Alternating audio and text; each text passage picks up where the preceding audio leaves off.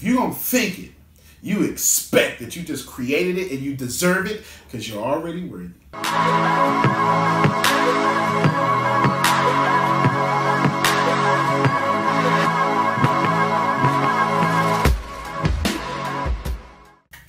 So you need prayer. No matter who you are, no matter what you are, you absolutely need prayer. Prayer is in proper order. And I'm not talking about from a Christian standpoint. You can. Obviously, from a Christian standpoint, you were taught how to pray, from that religion. But all religions tell you how to pray. You got to be religious to pray. But you need prayer. Prayer is one of those things. If I had to define prayer, prayer is strongly requesting with good vibration what you desire to experience. That made me feel good, okay? Okay. You want to say something? Go ahead. No, go ahead. I'll let you respond.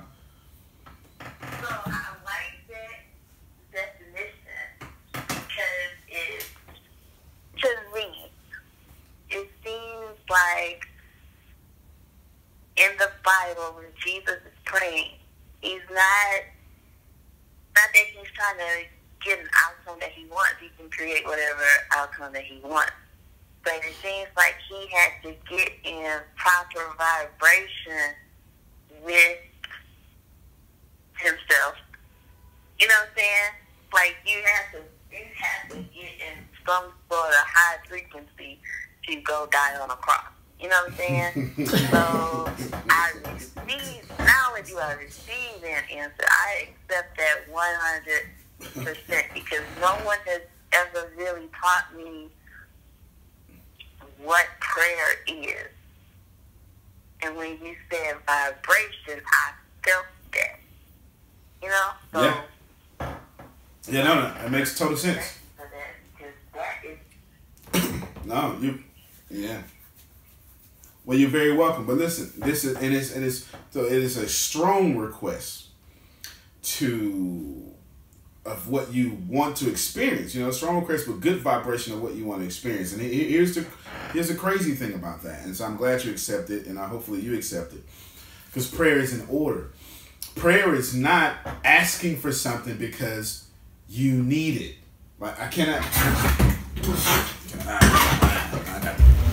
No, you get it. I just got to put my weight on it. I got to put my weight on it, okay? Listen, prayer is not asking for something because you need it, because it's not available. It is available. There is no lack. When you ask for something, you are asking for that something because you want to experience it. It's already here. There is no lack. You just have not experienced it. That is the most powerful thing I can tell you thus far. You have everything in it right now, where you are, no matter what you're in, no matter where you are, no matter how you feel, you have everything you need to reach your supreme destiny. Right now, in you, right now. There's nothing else you need. Nothing. You don't need to ask for anything else. It is already there. It's already yours. You already deserve it. You're already worthy. You just haven't experienced it. So when you pray, you're simply asking to move the experience into your now. You understand what I'm saying? Yeah.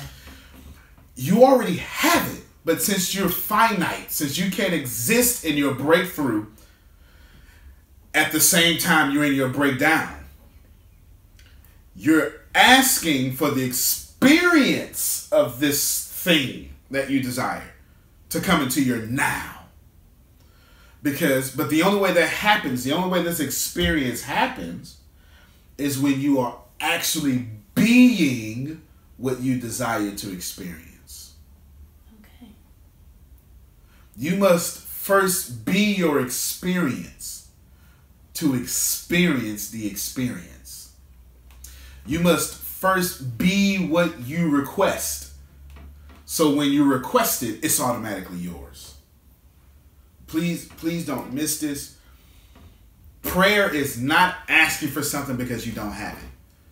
That is a lie, and it is a misuse of prayer, and it's improper theology into whatever God that you may have. And if you're not no God, that's fine. Be atheist. It doesn't matter. Agnostic. It doesn't matter. Prayer is not vibrating at the vibration of lack and asking for something because you can't get it. And we make these things popular. If you don't do it, it just ain't gonna get done. No. No. Some stuff seemingly is out of your control. Hurricanes, all these things like this. But you control every experience in your life. And the ones you can't control, you control your reaction to them. So you can experience prosperity in slavery. In debt, you can experience, and I mean modern day slavery, right? I mean debt. That's modern day slavery if you're not focused with that. But even with what they call American slavery, there were those slaves who cooked way better than their slave masters. And it took all this poverty and made gumbo out of it. That was poverty. That was the worst of everything possible, and they made gumbo. If you're in the South, you understand gumbo is prosperity. I don't care what you say. I mean, touch my soul. You said, I was like, wait a minute. But in all seriousness, prayer is simply asking for what you desire to experience with a good vibration. Because you already have every single thing you need. So do you need to pray? Yes, because you need to experience. Or because you desire to experience what you want to experience. The reason why some of your prayers don't get answered is because you have to overcome this lack that you have. When most of you pray, you're only praying because you think you need it. Now think about that for a second.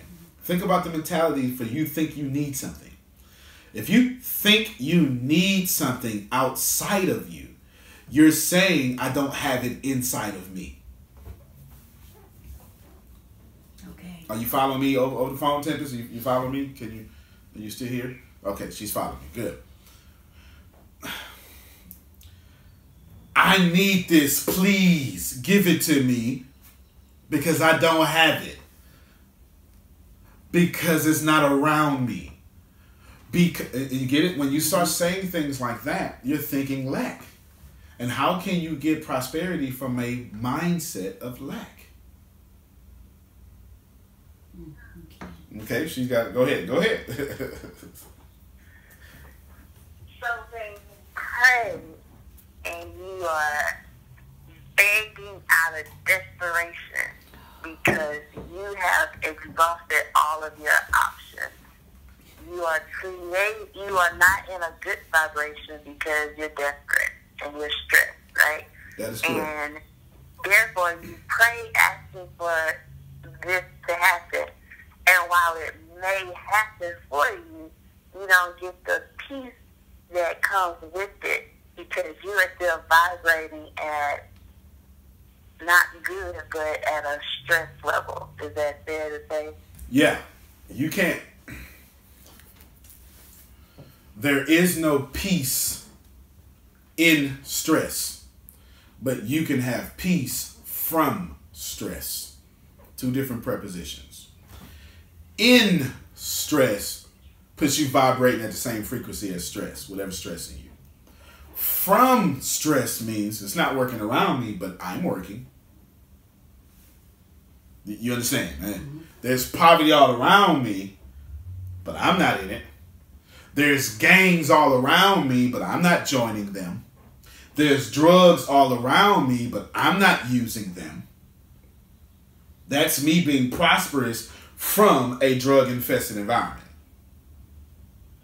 But I can't expect to have a drug-free life in drug usage. You get it? Mm-hmm.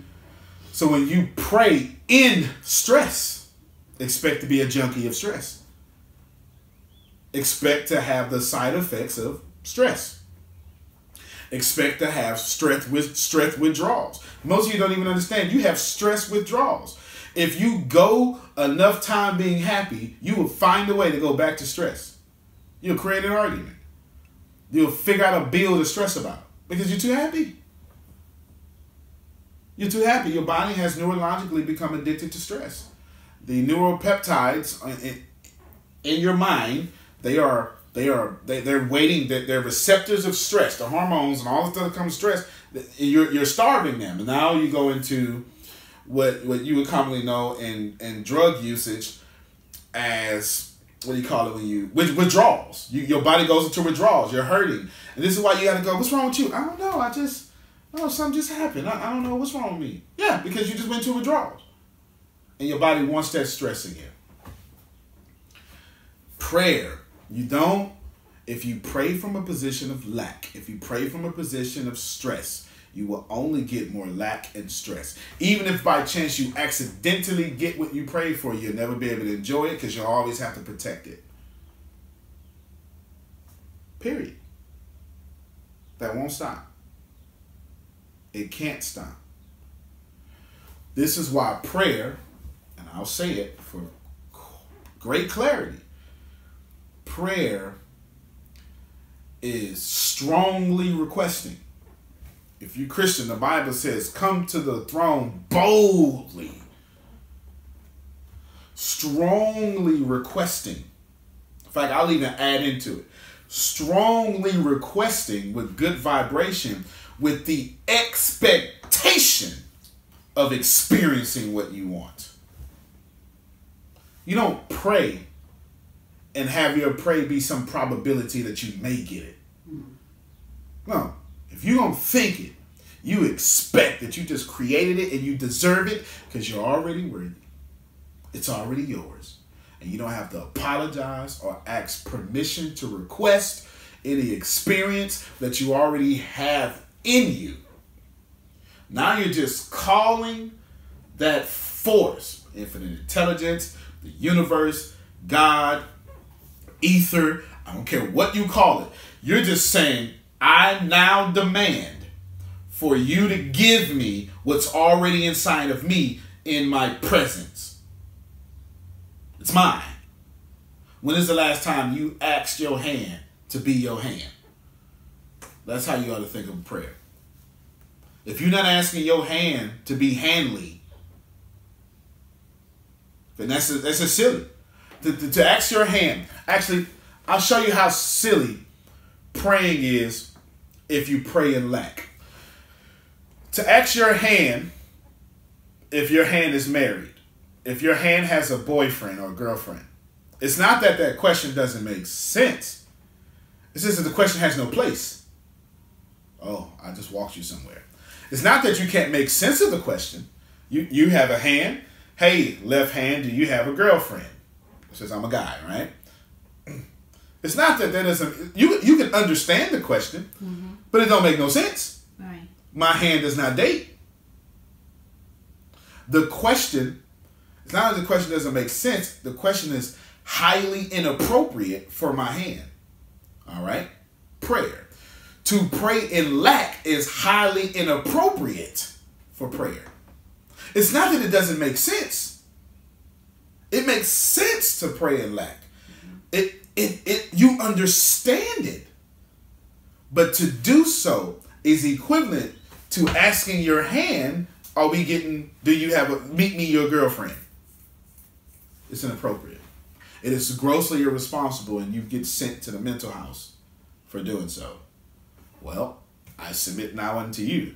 You should be sent to the mental house for praying as the great being that you are and thinking you can't get the experience that you so desire of yourself. It's not that it doesn't make sense. It's just that it's highly inappropriate.